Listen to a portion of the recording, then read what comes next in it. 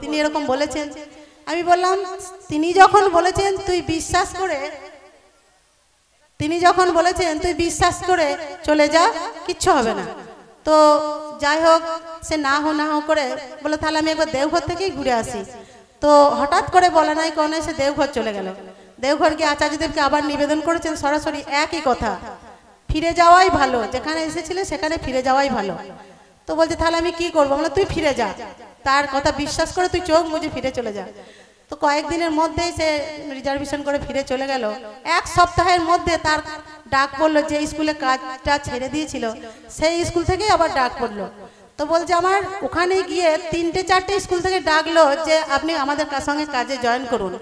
তো সঙ্গে সঙ্গে আমাকে আবার ফোন করে বললো, তার মানে হ্যাঁ যখন কাজে জয়েন করতে বলেছে যেখানে তোর সুবিধা হয় সেখানেই জয়েন করে নে। সে জয়েন করলো। আবার কিছুদিনের মধ্যে তার স্বামী যে কাজটা ছেড়ে গিয়েছিল সেই কাজেও তার ডাক পড়লো। তো যথারীতি আমি বললাম কিন্তু ডিপি ওয়ার্কটা ছাড়িস না, ওখানে গিয়ে কেউ না হোক তুই তোর মাকে নিয়ে, ওর মা ওখানেই থাকে, তোর মাকে নিয়ে 2-1টা বাড়িতেও শুরু কর। বলছে এখানে কেউ করে না, আমি কি করে বলবো? বললাম শুরুটা কর তো, দেখ 1 থেকে 100 হবে। যাই হোক আমার টাইম শেষ হয়ে গেছে। যাই হোক শেষ কথা বলি যে সে শুরুটা করলো। এখন অনেক মেয়ে নিয়ে ডিপি ওয়ার্ক করে, স্কুল করে, তারপরে সংসার সামলায়, খুবই ভালো আছে। আদেশ বিদ্বেষ না রেখে সবাই মিলে ঝাঁপিয়ে কাজ করুন, সবাই ভালো থাকবেন। এছাড়া ভালো থাকার কিন্তু কোনো রাস্তা নাই। জয় গুরু পরমপিতা রাতুলচরণে সকলের মঙ্গল প্রার্থনা করি। সবাই ভালো থাকুন, সুস্থ থাকুন, আনন্দে থাকুন। জয় গুরু। জয় গুরু। এখন একটি সঙ্গীত পরিবেশন করবেন কমলা মাঝ। কমলা মা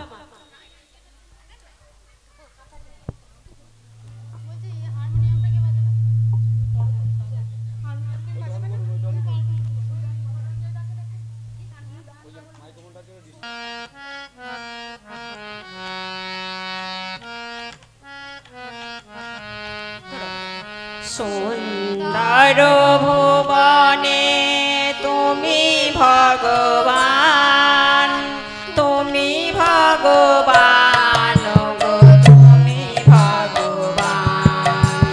সুন্দর ভুবনে তুমি ভগবান, তুমি ভগবান গো, তুমি ভগবান। আমার কেউ নাই তাই তোমার জানাই, আমার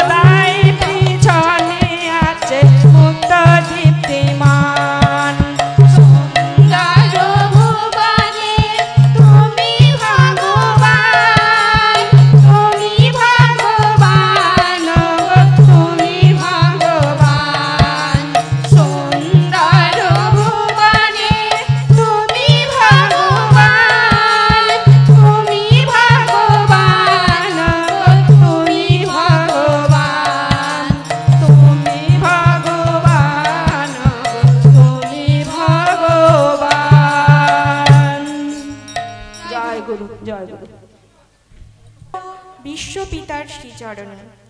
মা মেয়ের কথোপকথন ঠাকুর এবং বড় মার উদ্দেশ্যে। মায়ের ভূমিকায় রয়েছেন আমার মা শ্রীমতী মৌসুমী পাল এবং মেয়ের ভূমিকায় রয়েছি আমি রিয়া দত্ত।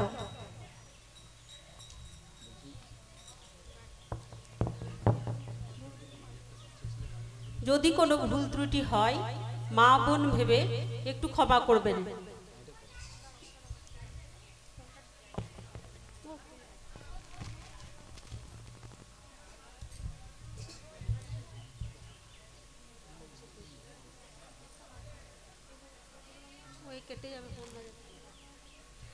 গুরুর ব্রহ্মা গুরুর বিষ্ণু গুরুর্দেব মহেশ্বর গুরুরেব পরম ব্রহ্ম তস্मै শ্রী গুরুবে নমঃ।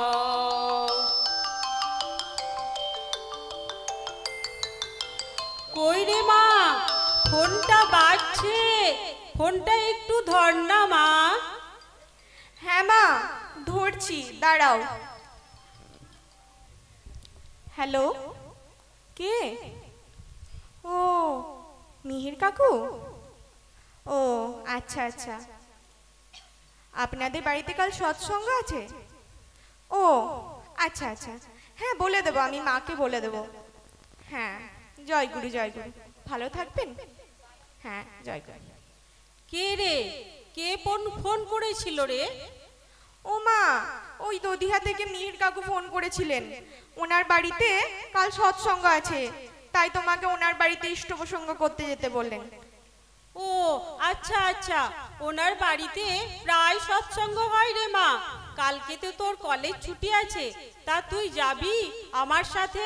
জানিস তো কত বড় বড় ভক্ত মানুষ আসেন ওনার বাড়িতে, ঠাকুরের কথা বলেন, গান করেন, এমনকি ছোট্ট ছোট্ট পুচকি সোনারাও ঠাকুরের কথাগুলো মিষ্টি মিষ্টি ভাষায় বলে। অথচ তোকে দেখ, দীক্ষা নিতে বললেই রেগে যাস। মা, তুমি তো জানো আমি ঠাকুরকে সম্মান করি, শ্রদ্ধা করি, কিন্তু ওই দীক্ষা টিক্ষা আমার দ্বারা হবে না। তুমি তো জানো মা, আমার ওইসবে ঠিক বিশ্বাস হয় না। ছি মা, ওসব কথা বলতে নেই। তুই কি জানিস জগৎজননী বড় মা কত সেবা, শ্রদ্ধা, ভক্তি ও ভালোবাসা দিয়ে সকলকে ভালো রাখতে চেয়েছেন? ঠাকুর কিসে ভালো থাকবেন, কিসে তার স্বস্তি হবে, এটাই ছিল তার সাধনা। শুধু ঠাকুর না, তার পরিবারের যতজন ছিলেন, শ্বশুর শাশুড়ি, যা জাউলি, দেবর, ননদ, এমনকি পশু পাখিদেরও প্রতি ছিল তার সতর্ক দৃষ্টি। তাই তো আজ তিনি তিলক পূজিতা বড় মা। মা, সবাই তো আর তোমার জগৎজননী বড় মা হতে পারে না, আর সবাই ঠাকুরও হতে পারে না, তাই না মা? কিন্তু চাইলে কি হওয়া যায় না মা, বলতো? মানুষের ইচ্ছেটাই তো হলো আসল। আজ দেখ তো, তোর থেকে কত ছোট্ট ছোট্ট ছেলে মেয়েরা ঠাকুরকে ধরে কত আনন্দে আছে, তারা তো পারছে, তাহলে তুই কেন পারবি না মা? আচ্ছা বেশ, আমি না হয় মানছি ঠাকুর আছে। আচ্ছা তুমি একটা কথা বলো তো মা, ঠাকুর যদি সত্যিই থাকতো, তাহলে এই যে করোনা মহামারী গেল, এই মহামারীতে এত লোক মারা যেত, এত বিশৃঙ্খলা তৈরি হতো? ওরে আমার পাগলি মেয়ে, ঠাকুর আছে বলেই এখনো বেঁচে আছি, সুস্থভাবে প্রশ্বাস নিতে পারছি, নিঃশ্বাস নিতে পারছি। আচ্ছা বলতো মা, তোকে যে আমি এত করে বোঝাচ্ছি, মায়ের কথা না শুনে ঠাকুরকে না, তখন তো সেই ঠাকুরেই দোষারোপ করবি। আমরা তো সকলেই পরমপিতার সন্তান। আমরা যদি তার কথা না শুনি, না চলি, আমরা প্রতিনিয়ত প্রবৃত্তি মুখে চলনে চলি, তাহলে তো আমরা বিপদে পড়বই। তিনি তো বিপদ তারণ, মধুসূদন, তিনি তো সব সময় আমাদেরকে রক্ষা করেন। কিন্তু আমরা যদি তাকে না ভালোবাসি, তার কথা মতো না চলি, তাহলে কি হবে? তাই তো ঠাকুর বললেন, ঈশ্বর তোরে বাসেন ভালো, স্বার্থ তাতে কি, তুই ভালো না বাসলে তারে সবই ছায়ে ঘি। সব বুঝলাম মা। আচ্ছা তুমি বলো তো, বড় মা সংসার জীবনে আর কি কি করে গেছেন? আচ্ছা শোন তবে, বড় মার জীবনে ঠাকুরকে খুশি রাখা ছিল একমাত্র সাধনা। একবার বড় মায়ের পায়ে বিস্ফোরা হয়েছিল, ডাক্তার সেই অবস্থায় এসে পা অপারেশন করেন। তারপর ঠাকুর ওই সময় বড় মাকে বলেন, আচ্ছা বড় বউ, ডাক্তারবাবুকে কি একটু ঘি ভাত খাওয়ানো যাবে? উনি অত দূর থেকে এসে তোমার অপারেশন করলেন, তাকে তো রান্না করে খাওয়ানো আমাদের কর্তব্য। বড় মা তাতে না করেননি, বরং খুশি মনে ঘি ভাত রান্না করে ডাক্তারবাবুকে খাওয়ান। সহনশীলতার মূর্ত প্রতীক ছিলেন বড় মা। কোনো কষ্টকেই তিনি কষ্ট বলে মনে করতেন না। তাই সত্যি বড় মায়ের এত সহ্য শক্তি ছিল? আমি তো ভেবেই অবাক হয়ে যাচ্ছি গো মা। তবে আর বলছি কি রে মা, জানিস তো ঠাকুর থাকতেন জামতলা প্রাঙ্গণে। একবার হিউম্যানিফায়ারের হাওয়া লেগে ঠাকুরের ডান দিকটা অবশ হয়ে গিয়েছিল। তখন বড় মা ঠাকুরকে সুস্থ করার জন্য অন্ন জল ত্যাগ করার মনস্থির করে ফেলেছিলেন। শুধুমাত্র বড়দার অনুরোধে 42 দিন শুধু লেবু জল খেয়ে কাটিয়েছিলেন। ঠাকুরের বিছানার পায়ের দিকে শুয়ে একটানা 42 দিন কাটিয়েছিলেন। ঠাকুরকে সুস্থ করাই ছিল তার একমাত্র উদ্দেশ্য। দিন রাত্রি ঠাকুরের সেবা শুশ্রূষা করে গেছেন। এমনও স্বামী ভক্তি হয় জগতে, সত্যি অবাক হয়ে যাচ্ছি গো মা। উনি ঠাকুরকে শুনেছি নারায়ণ রূপে পূজা করতেন, তাই না মা? ঠাকুরের তো বড় মায়ের কাছে ছিলেন জীবন্ত নারায়ণ ঠাকুর। ঠাকুর মেয়েদের জন্য বলতেন, স্বামীর প্রতি তুখোর টানে বৃত্তিভেদী নন্দনায় চলছ যখন মেয়ে তুমি, পাতিব্যত্য হয় সে তাই। শ্বশুর বাড়ি স্বামীর প্রতি যত টান থাকবে, তত একটা মেয়ে সুন্দরভাবে সংসার করতে পারবে। আচ্ছা মা, ঠাকুর কি বড় মাকে খুব ভালোবাসতেন? হ্যাঁ রে মা, তবে শোন, ঠাকুর বড় মা সম্পর্কে বলেছেন, আমাদের ঠাকুর যদি নারী দেহে জন্মাতো তবে তার যে রূপ হতো তা হলো বড় মা। যে স্ত্রী স্বামীকে দেবতা জানিয়া স্বামী সেবা দেব সেবা মনে করে, স্বামীর সুখে সুখিনী স্বামীর দুঃখে দুঃখিনী হয়, যে রমণী স্বামী ভিন্ন আর কিছুই জানে না, এমন দেবীর নিকট আমার অনেক কিছু শিক্ষার আছে। ভাবতে পারিস, যিনি বিশ্বপিতা, এই বিশ্ব ব্রহ্মাণ্ডের মালিক আমার দয়াল ঠাকুর, তিনি শিশি বড় মাকে কত বড় সার্টিফিকেট দিয়ে গেছেন। সবই তো বুঝলাম মা, কিন্তু ঠাকুর যে বিবাহ সংস্কার সম্পর্কে কি সব বলে গেছেন, ওই অনুলোম প্রতিলোম এগুলো বলে গেছেন, ওসব আমি মানি না মা। মানুষের সাথে মানুষের বিয়ে হবে, তাতে অত জাতপাত কিসে শুনি? শোন মা, পুরুষোত্তমের মুখের কথা যে চিরন্তন সত্য। আচ্ছা তুই বলতো, আম গাছে কোনোদিন কাঁঠাল হয় না নিম গাছে কোনোদিন আঙুর হয়? কি সব বলো না মা, তোমার মাথা ফাতা খারাপ হয়ে গেছে, এগুলো কি বলছো তুমি? একই মাটি, একই জল, একই আকাশ, একই বাতাস, একই প্রকৃতি, তবে ফলটা আলাদা হয় কেন? এগুলো ভেবেছিস কখনো? আরে না গো, বীজটাই তো আলাদা, তাই ফলটাও আলাদা হয়। ঠিক তাই রে মা, আমাদের প্রত্যেকের এক একটা বৈশিষ্ট্য আছে, আর তাকে কখনো উল্লঙ্ঘন করা যায় না। আম গাছে যেমন কাঁঠাল হয় না, তেমনি কাঁঠাল গাছে আম হয় না। তবে কেউ খারাপ না, যে যার নিজের জায়গায় সেও। প্রত্যেককে নিজের বৈশিষ্ট্য অক্ষুণ্ণ রাখতে হবে, বৈশিষ্ট্যকে বিকশিত করতে হবে। বৈশিষ্ট্য যত পুষ্ট হবে, সুন্দর হবে, ততই ফলও ভালো হবে। ঠিকই তো মা, এমন ভাবে তো আমি কখনো ভেবে দেখিনি। ঠাকুরের প্রত্যেকটা কথাই যেন পয়েন্ট রিলেটেড, আর বীজ তো আসলই, তাই না মা? তাই তো ঠাকুর বাণী দিলেন, উন্নয়ন আর সুপ্রজনন এই তো বিয়ের মূল, যেমন তেমন বিয়ে করে করিস না কো ভুল। আচ্ছা মা, ঠাকুর বিবাহ সংস্কারের উপরে এত জোর দিয়েছেন কেন বলো তো? সে কি রে, সুবিবাহ না হলে যে সুসন্তান আসবে না, তাই তো ঠাকুর দীক্ষা, শিক্ষা, বিবাহ এই তিনটি বিষয়ের ওপর এত জোর দিয়েছেন। জীবন বর্ধনের এই তিনটি স্তম্ভের মধ্যে অন্যতম হলো বিবাহ। সবই তো এই সিস্টেমের মধ্যে দাঁড়িয়ে, এগুলো যত ঠিকঠাক ভাবে হবে ততই তো জীবন সুন্দর হয়ে উঠবে রে মা। আর যেখানে তার ব্যতিক্রম সেখানেই গন্ডগোল। ও আচ্ছা মা, উদাহরণ দাও না গো। স্বামী বিবেকানন্দ, নেতাজি সুভাষচন্দ্র, বিদ্যাসাগর, এইসব রত্নরা ধরার বুকে আর কেন আসছে না বলতো? সত্যি তো, এইগুলো আমরা তো কখনোই ভেবে দেখি না, এমনটা তো কখনোই আমি ভাবিনি। কেন জানিস, সত্যিকারের মা হয়ে উঠতে পারিনি আমরা, যার গর্ভে এমন রত্নরা আসতে পারেন। আমরা কটা মেয়ে ঠাকুরকে ঠিকভাবে মেনে চলি বলতো? তার আদর্শে কজন জীবনটাকে চালিত করি বলতে পারিস? সবাই চায় ভালো থাকতে, সবাই নিজেদের মঙ্গলটাই আগে চায়, কিন্তু ভালো হওয়ার জন্য যা করণীয় তা আমরা করিই না, ঠাকুরকে মিছামিছি দোষারোপ করি। ঠিক বলেছ মা, আমরা সব সময় বই পড়ে পড়ে বড় বড় চাকরি পাবো বলে শুধু বইমুখই হয়ে থাকি, কিন্তু আমরা তো ঠাকুরকে মেনেই চলি না। আর মেনে চলি না বলেই সত্যিকারের মানুষ হয়ে উঠতে পারি না। কেন যে এগুলো আমি আগে ভেবে দেখিনি কে জানে। ঠাকুর তাই এই প্রসঙ্গে বললেন, লেখাপড়ায় দড় হলেই শিক্ষা তারে কয় না, অভ্যাস ব্যবহার সহযোগ জ্ঞান নইলে শিক্ষা হয় না। আর এই সুঅভ্যাস সুব্যবহার সহযোগ জ্ঞান কোথা থেকে আসে জানিস? সুয়ের সাথে যুক্ত থেকে, পরম পিতাকে ভালোবেসে। বুঝেছি মা, ঠাকুর তো একেবারেই লোকশিক্ষক গো, লিভিং আচার্য, লিভিং আইডিয়াল। সত্যি মা, কাল আমি মিহির কাকুর বাড়িতে গিয়ে সদ্দীক্ষায় দীক্ষিত হব মা। তুমি আমাকে নিয়ে যাবে তো মা? ঠাকুর আমাকে ক্ষমা করবেন তো? আমার পাগলি মা, সোনা মামনি, তুই দীক্ষা নিবি? তুই জানিস তোর দীক্ষা নেওয়ার কথা শুনে ঠাকুর কত খুশি হয়েছেন।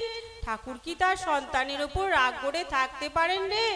আমি আমার পরম উদ্ধাতা দয়ালের ওপর চিরকৃতজ্ঞ যে উনি তোকে সুমতি দিয়েছেন। দেখবি এখন থেকে তোর জীবনটা কত সুন্দর হবে। হ্যাঁ গো মা, আমার না এখন ওই ঠাকুরের গানটার কথা মনে পড়ছে। কি যে গানটা ছিল, ভালোই যদি চাস, ভালোই যদি চাস ওরে মন, ভালোই যদি চাস, ভালোই যদি চাস ওরে মন, ভালোই যদি চাস, সবার ভালো করেন যে জন তারই ভালোবাস, সবার ভালো করেন যে জন তারই ভালোবাস, ভালোই যদি চাস ওরে মন, ভালোই যদি চাস,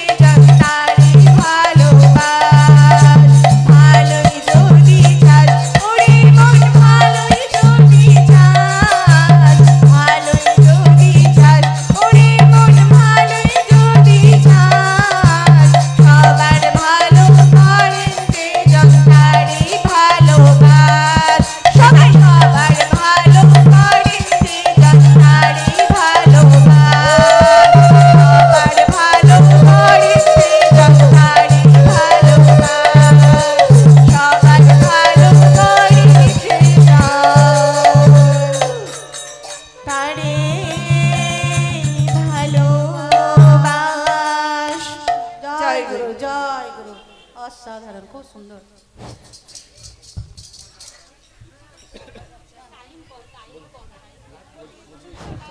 এখন যৌথভাবে সকলে একটা কীর্তন পরিবেশন করবেন, ছায়ামা ও অন্যান্য সাথীরা।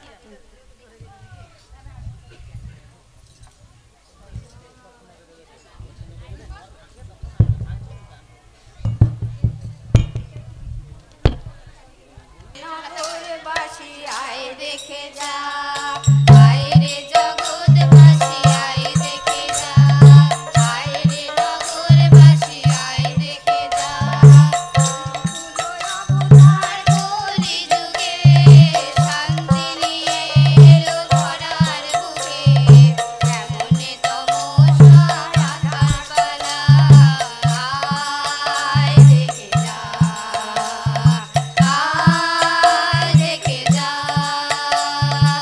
আইরে নগরবাসী আয় দেখে যা, আইরে নগরবাসী আয় দেখে যা, অনুকূল অবতার কলি যুগে শান্তি নিয়ে এলো ধরার বুকে, কেমনে তমসা রাখার পালা আয় দেখে যা, আয় দেখে যা, যার তিনটি নীতি যজন যাজন আর ইষ্টভীতি, মূল মন্ত্র যার তিনটি নীতি যজন যাজন আর ইষ্টভীতি, করলে পালন ভালোবাসা, করলে পালন ভালোবাসা, ভয় ভাবনা সব দূরে পালায় আয় দেখে যা, আয় দেখে যা, আইরে জগৎবাসী আয় দেখে যা, আইরে নগরবাসী আয় দেখে যা, আলোর বাণী সাজিয়ে এলো, জ্ঞানের আলোয় ভাব ভাসিয়ে দিল, আলোর বাণী সাজিয়ে এলো, জ্ঞানের আলোয় ভাব ভাসিয়ে দিল, কি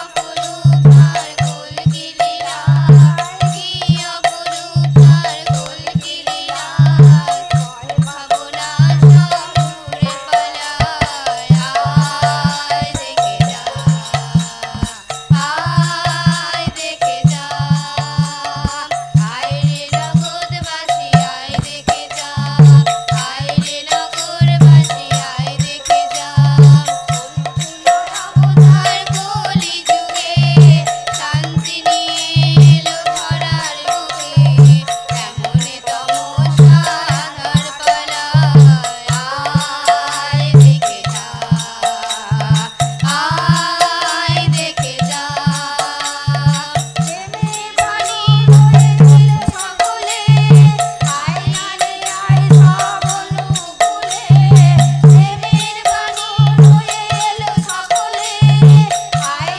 আরে আয় সব অনুকূলে, কি অপরূপ তার কলকি লীলা, কি অপরূপ তার কলকি লীলা, ভয় ভাবনা সব দূরে পালায় আয় দেখে যা, আয় দেখে যা, আইরে জগৎবাসী আয় দেখে যা, আইরে নগরবাসী আয় দেখে যা, অনুকূল অবতার কলি যুগে শান্তি নিয়ে এলো ধরার বুকে, কেমনে তমসা রাখার পালা আয় দেখে যা, আয় দেখে যা, আইরে জগৎবাসী আয় দেখে যা, আইরে নগরবাসী আয় দেখে যা, আইরে জগৎবাসী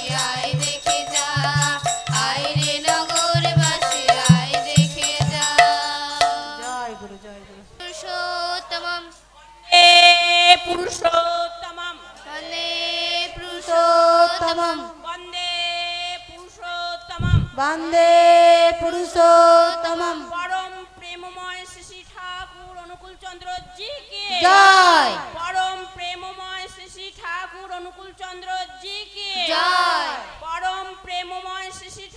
অনুকূল চন্দ্র জি কে জয় পরম আরাধ্যা জগৎ জননী শিশি বড় মা কি জয় পরম আরাধ্যা জগৎ জননী শিশি বড় মা কি জয় পরম আরাধ্যা জগৎ জননী শিশি বড় মা কি জয় পরম পূজ্য পাদ পিতৃদেব শিশি বড়দা কি জয়